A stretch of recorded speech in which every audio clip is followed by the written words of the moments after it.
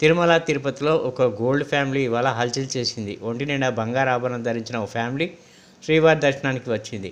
10 గ్రాములు కాదు, 100 గ్రాములు కాదు, ఏకంగా 1000 గ్రాముల్లో బంగారం ధరించి స్వామిని దర్శించుకుంది ఓ బంగారు ఫ్యామిలీ. చేతికి భారీ బంగారు కడియాలు, బ్రాస్లెట్లు, వేళ్లకు పెద్ద పెద్ద ఉంగరాలు, ఇక మెడలో అయితే అంతకుమించిన పెద్ద పెద్ద గోల్డ్ చైన్లు, మొత్తం కిలోల కొద్దీ బంగారం ధరించి ఆ కుటుంబం శ్రీవారి దర్శనానికి వచ్చింది. ముంబైకి చెందిన ఓ కుటుంబ సభ్యులు భారీగా బంగారం ధరించి తిరుమల శ్రీవారిని దర్శించుకున్నారు.